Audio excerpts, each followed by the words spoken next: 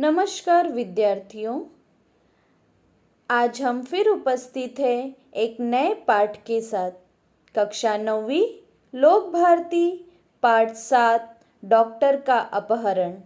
लेखक डॉक्टर हरिकृष्ण देवसरे। तो आइए हम देखते हैं लेखक का परिचय। लेखक देवसरे जी का जन्म 9 मार्च 1938 को हुआ था और इनकी मृत्यु 14 नवंबर 2013 को इंदिरापुरम गाजियाबाद उत्तर प्रदेश में हुआ था। हरिकृष्ण देवसरे जी हिंदी के प्रतिष्ठित बाल साहित्यकार थे। उनकी बाल रचनाएं परंपरा का अन्वेषण करती, बच्चों की जिज्ञासा को उभारने वाली तथा उनकी कल्पनाओं में नूतन रंग भरने वाली है। इनकी प्रमुख कृतियाँ खेल बच्चे का, आओ चंदा के देश चले, मंगल ग्रह में राजू, उड़ती तस्तरियाँ, गिरना स्काईलैब का, दूसरे ग्रहों के गुप्तचर आदि वैज्ञानिक बाल उपन्यास। हरिकृष्ण देवसरे जी जीवन की किसी घटना का रोचक प्रवाही वर्णन इस कहानी के माध्यम से करते हैं। डॉक्टर का अपहरण एक विज्ञान कथा है। प्रस्तुत कथा के माध्यम से देवसरे जी ने उद्योगों के अंधाधुंध विकास, मशीनों की बढ़ती संख्या, फैलते प्रदूषण, बढ़ती बीमारियां, जलवायु परिवर्तन के कुप्रभावों के प्रति हमें जागरूक किया है। जैसा कि हम सब जानते हैं कि आज हमारे आसपास, हमारे परिसर में विज्ञान जो है वह दिन ब दिन प्रगति कर रहा है, लेकिन प्रगति के इस दौर में कहीं ना कहीं हम अपने स्वास्थ्य को अनदेखा कर रहे हैं। लेखक देवसरे जी ने हमें इसी कहानी के माध्यम से अपने स्वास्थ्य की ओर हमें ध्यान देने की चेतावनी दी है। तो आइए देखते हैं पाठ। कुछ महीनों पहले आपने डॉक्टर भटनागर के अचानक लापता हो जाने का समाचार पढ़ा होगा, लेकिन उसके बाद फिर उनके बारे में कुछ भी पता न चला। हुआ यह था कि एक रात को लगभग 2 बजे उनके घर की कॉल बेल बज उठी। आदत के अनुसार डॉक्टर भटनागर उठ गए। उनकी पत्नी जागकर भी बिस्तर पर ही पड़ी रही, क्योंकि वह जानती थी कि ऐसा तो रोज ही होता है।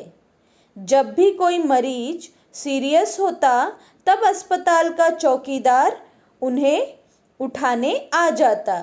अगर किसी को उन्हें घर बुलाकर ले जाना होता तो वह भी आकर उन्हें जगा देता।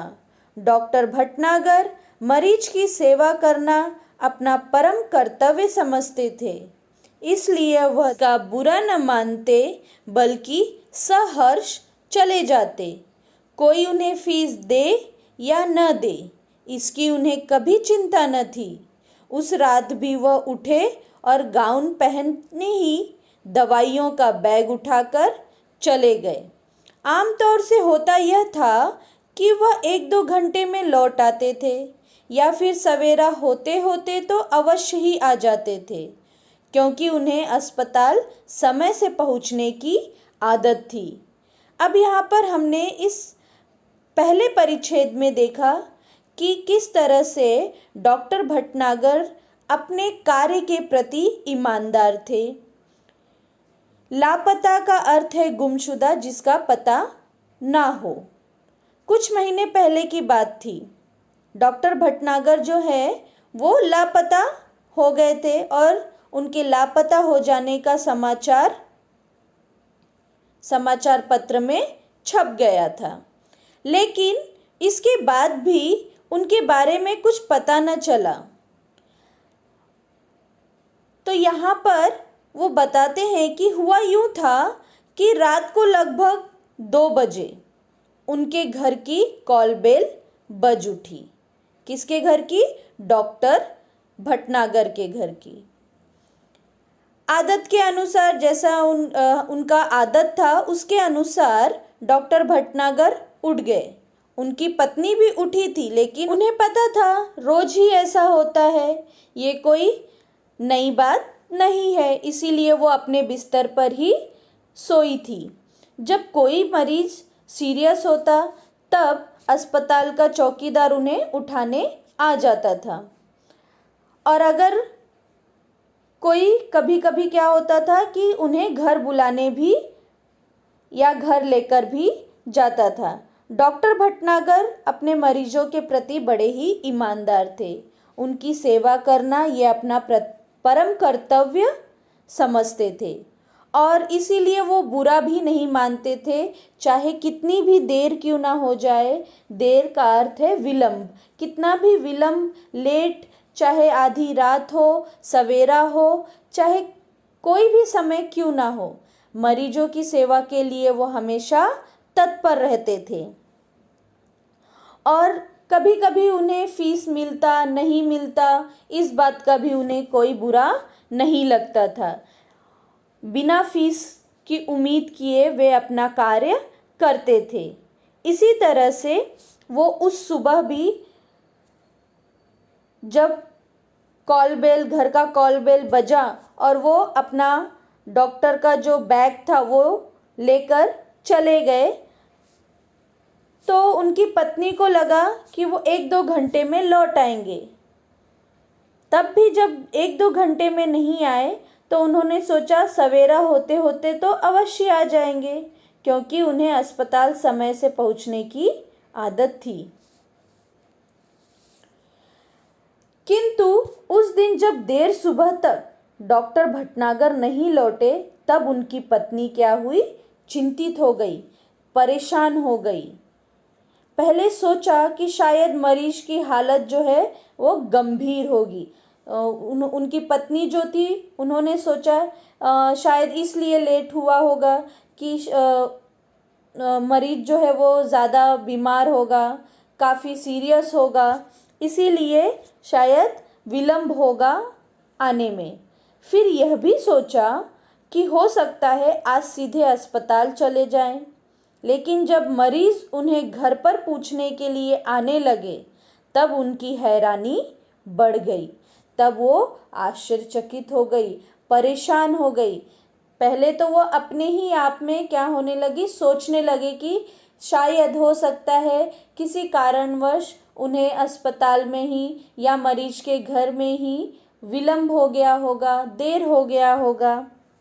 लेकिन जब उनके घर पर मरीज आने लगे पूछने के लिए, तब डॉक्टर भटनागर की जो पत्नी थी वो परेशान और चिंतित होने लगी। उन्होंने मित्रों तथा कुछ अन्य संबंधियों को फ़ोन किया और डॉक्टर साहब के बारे में पूछताछ की, किंतु कोई जानकारी न मिली। जब उन्होंने देखा कि मरीज जो है घर पर आने लगे उन्हें पूछने के लिए, उनकी परेशानी बढ़ी और उन्होंने अपने सगे संबंधियों को फ़ोन किया और वहाँ पर उन्होंने पूछताछ की, डॉक्टर भटनागर की जानकारी ली, लेकिन कोई भी पता नहीं चला। कुछ देर के लिए वह यही मान बैठी कि शायद वे किसी दूर के गांव में गए हो और किसी कारण से जल्दी वापस न आ पाए हो। उन्होंने अपने मन को तसल्ली दिया, समझाया कि शायद हो सकता है कहीं दूर गांव में गए होंगे, इसीलिए आने में ज़्यादा समय लग रहा होगा। अब अगला परिच्छेद है, शाम तक भी जब डॉक्टर भटनागर नहीं लौटे तब उन्होंने पुलिस स्टेशन को फ़ोन किया। जब उनकी पत्नी ने देखा कि अब बहुत ज़्यादा समय हो गया है और अब तक जो है डॉक्टर भटनागर घर पर नहीं आए, तब परेशान होकर उन्होंने अंत में क्या किया? पुलिस स्टेशन में फ़ोन किया। डॉक्टर भटनागर का इस तरह गायब हो जाना पुलिस के लिए भी हैरानी का कारण बन गया था, यानी आश्चर्य का कारण बन गया था कि ऐसे कैसे अचानक जो है डॉक्टर भटनागर लापता हो गए, कैसे गायब हो गए। सब लोग जो है वो सोच में पड़ गए। चारों ओर क्या हुई, खोज शुरू हो गई। वायरलेस से संदेश भेज दिए गए। डॉक्टर भटनागर के गायब होने का समाचार बिजली की तरह शहर भर में फैल गया। अब ये जो है यहाँ पर लेखक कहते हैं कि पूरे शहर में जैसे बिजली से, जैसे तारों से जैसे बिजली पूरे शहर में फैलती है, उसी तरह से डॉक्टर भटनागर के गायब होने का जो समाचार था पूरे बिजली की तरह शहर भर में क्या हो गई थी, फैल गई थी। कहावत है जैसे। उनकी पत्नी जो है खोज के लिए केवल इतना ही सूत्र दे सकी कि डॉक्टर साहब अपनी कार में नहीं गए। जब पुलिस पूछताछ करने आई उनके घर पर कि किस तरह से वो गायब हुए, क्या हुआ, उनकी पत्नी से जब पूछ रहे थे तो उन्होंने इतना ही बताया कि वो कार से नहीं गए, उन्हें लेने कोई गाड़ी आई थी जिसके बड़े पहियों के निशान उन्होंने सवेरे घर के बाहर सड़क और फुटपाथ पर देखे थे। जाहिर था कि डॉक्टर साहब किसी ट्रक या बस में गए हैं, ऐसा उन्हें लग रहा था।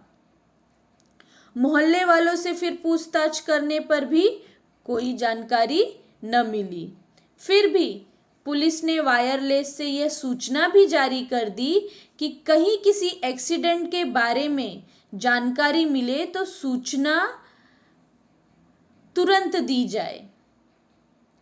अब पुलिस ने अपना काम शुरू किया पूरे जोरों शोरों से। वायरलेस से जो है और समाचार पत्र में डॉक्टर भटनागर के गायब होने की समाचार जो है वो छप गई थी और उसके बाद उनकी पत्नी से, आसपास के लोगों से, सब जगह से क्या किया गया, पूछताछ किया गया और लोगों को ये भी बताया गया कि यदि किसी एक्सीडेंट वगैरह के बारे में यदि जानकारी मिलती है, कुछ पता चलता है तो हमें तुरंत खबर कर दिया जाए। इस तरह से उनकी खोज में जो है वो कई दिन बीत गए, लेकिन कोई सूचना नहीं मिली डॉक्टर भटनागर के बारे में। चूंकि डॉक्टर भटनागर का कोई शत्रु भी नहीं था, शत्रु दुश्मन, कोई दुश्मन नहीं था उनका। वो इतने अच्छे थे, अपने काम के प्रति इतने ईमानदार थे, लेकिन फिर भी ऐसे कैसे हो गया, सब यही सोच रहे थे। इसलिए ये शंका करना व्यर्थ था कि उनकी हत्या कर दी गई होगी। पुलिस को जो शक था, शक ये भी नहीं वो कर पा रहे थे कि उनका तो कोई दुश्मन था नहीं, तो कोई उनका हत्या कैसे कर सकेगा। पुलिस अब केवल दो ही सूत्रों पर विचार कर रही थी, यानी दो ही बातों पर वो सोच रही थी। यह एक कि कुछ गुंडों ने उन्हें छिपा लिया हो और सब उनकी पत्नी से मोटी रकम की मांग करेंगे, और दूसरा यह कि कोई डाकू दल उन्हें किसी डाकू का इलाज कराने के लिए ले गया हो। अब यहाँ पर पुलिस जो है, डॉक्टर भटनागर जो बहुत ही अच्छे व्यक्ति थे, इसीलिए उन्होंने सोचा कि इनका तो कोई दुश्मन नहीं था, तो उन्होंने सोचा इनकी तो कोई हत्या नहीं कर सकता। अब वो दो ही बातों पर विचार कर रही थी। वो सोच रहे थे हो सकता है शायद किसी ने उनका किडनैप कर लिया और अब उनकी पत्नी से मोटी रकम जो है मांगेंगे, या फिर हो सकता है किसी डाकू दल जो है उनके साथी का जो इलाज करने के लिए उन्हें ले गए होंगे। पर दिन ब दिन बीतते गए, यानी धीरे धीरे समय जो है एक के बाद दूसरा दिन, दूसरे दिन के बाद तीसरा दिन, इस तरह से दिन पर दिन जो है वो बीतते चले गए और डॉक्टर भटनागर के बारे में कोई जानकारी न मिली। उनके इस तरह रहस्यात्मक ढंग से गायब हो जाने से न सिर्फ पुलिस परेशान थी बल्कि लोग भी भयभीत हो गए थे, यानी डर गए थे। यही कारण था कि डॉक्टर भटनागर के गायब होने का समाचार केवल एक ही बार छापा गया और बाद में भय का वातावरण बन जाने के कारण डर से उसे दबा दिया गया। यानी लोगों में डर ये हो गया था कि अचानक एकाएक कैसे डॉक्टर भटनागर जो है वो गायब हो गए। ये बात जो है लोगों के मन में घर कर गई थी। धीरे धीरे अब कई महीने बीत गए थे। श्रीमती भटनागर जो है वो निराश हो चुकी थी, उदास हो चुकी थी। उन्होंने आशा उम्मीद जो है वो छोड़ दी थी। उनकी हालत जो है पागलों जैसी हो गई थी। हर रोज सुबह उठती और दरवाजे पर आकर खड़ी हो जाती, जैसे वह डॉक्टर भटनागर के आने की प्रतीक्षा कर रही हो। प्रतीक्षा का अर्थ है इंतजार। तो यहाँ पर लेखक कहते हैं कि धीरे धीरे जो है कई महीने बीत गए और अब जो है श्रीमती भटनागर यानी उन जो डॉक्टर भटनागर है उनकी जो पत्नी थी वो निराश हो गई थी। उन्होंने उम्मीद छोड़ दिया था कि शायद अब डॉक्टर भटनागर आएंगे, ऐसा वो भूल चुकी थी और उनकी हालत जो है वो बिल्कुल पागलों जैसी हो गई थी। हर रोज सुबह उठती और दरवाजे पर आकर खड़ी हो जाती, जैसे वो डॉक्टर भटनागर के आने की प्रतीक्षा कर रही हो, ऐसा वो हमेशा करने लगी। कई महीने बाद एक दिन श्रीमती भटनागर के दरवाजे पर फिर से वैसी ही गाड़ी के पहियों के निशान देखे। उन्हें लगा कि शायद डॉक्टर साहब आए थे, लेकिन कहाँ है। उन्होंने तुरंत पुलिस को सूचना दी। अब यहाँ पर शब्दार्थ दिए गए हैं, मैंने लिखे हैं, जिसका दल, जिसका अर्थ है समूह, कठिन, जटिल, सूर्य, रवि, उन्नतिशील, प्रगतिशील, पृथ्वी, वसुंधरा या फिर धरा। और यहाँ पर मुहावरे है हतप्रभ रहना यानी स्तब्ध रहना। तो जैसे श्रीमती भटनागर जो है वो डॉक्टर भटनागर का इंतज़ार करती रही, लेकिन वो नहीं आए और कई महीनों के बाद श्रीमती भटनागर के दरवाजे पर फिर से उन्होंने वैसे ही गाड़ी के पहियों के क्या देखे, निशान देखे और उन्हें लगा कि शायद डॉक्टर भटनागर आ गए हैं, लेकिन वो कहाँ हैं ये पता नहीं चला। और उन्होंने क्या किया, तुरंत ही पुलिस को खबर दे दी। खोज जारी हो गई। पुलिस का एक दल यानी समूह जो है वो उनके घर पर भी आया। किसके? डॉक्टर भटनागर के। उसने गाड़ी के निशान देखे, लेकिन उन निशानों को देखकर कुछ भी अंदाज़ा लगाना कठिन था। बड़ा ही जटिल काम था कि उस निशान को देखकर कि डॉक्टर भटनागर कहाँ गए हैं ये पता लगाना बहुत ही कठिन हो रहा था। हाँ, एक सीडी अवश्य मिली जो लिफाफे में बंद थी और उस पर श्रीमती भटनागर का नाम लिखा था। उनके घर के सामने जो है दरवाजे पर एक सीडी मिली थी और वो जो है लिफाफे के अंदर थी और उस लिफाफे के ऊपर श्रीमती भटनागर का नाम लिखा था। उस सीडी को तुरंत सुनने की क्या की गई, व्यवस्था की गई। सीडी बजते ही सभी लोग हतप्रभ रह गए, स्तब्ध रह गए। जो जहाँ था वो वहीं चुपचाप खड़े होकर उस सीडी को सुन रहे थे। उसमें डॉक्टर भटनागर बोल रहे थे। अब देखते हैं कि उस सीडी में डॉक्टर भटनागर ने क्या कहा था। तुम सब लोग मेरे लिए परेशान होगे, शायद अब मरा हुआ समझ लिया हो। डॉक्टर भटनागर कह रहे कि इतने महीने बीत गए और मैं जो है घर नहीं आया, इसलिए तुम सभी परेशान होंगे और शायद तुमने समझ लिया होगा कि मैं अब जो है मर चुका हूँ, लेकिन मैं जिंदा हूँ और बिल्कुल ठीक हूँ। तुम लोगों से कई करोड़ मील दूर मैं एक अन्य सौर मंडल के ग्रह में हूँ। हम धरती वाले सोचते हैं कि शायद दुनिया में जो कुछ है वह हम ही हैं। अब यहाँ पर डॉक्टर भटनागर कह रहे हैं कि जो पृथ्वी के लोग हैं, पृथ्वी वासी हैं, वो सोचते हैं कि पूरे ब्रह्मांड में जो है हम ही है बस, और कोई नहीं है, या फिर और कोई दूसरा नहीं है हमारे जैसा। लेकिन इस ब्रह्मांड में तो हमारे सूर्य जैसे न जाने कितने सूर्य हैं, और सभी के अपने अपने ग्रह हैं। उन ग्रहों पर दुनिया बसी है, और हमसे वे लोग कई गुना ज़्यादा उन्नतिशील हैं। उन्होंने कहा कि हम अपने आप को जितना प्रगतिशील समझ रहे हैं, ये लोग उनसे भी कहीं ज़्यादा प्रगतिशील है। मुझे यहाँ आकर अपने परिवार, मित्रों, देश और पृथ्वी से दूर का दुख तो बहुत ही ज़्यादा है, लेकिन इस बात की खुशी है कि मेरा यह भ्रम जाता रहा कि दुनिया में सिर्फ हम ही हैं।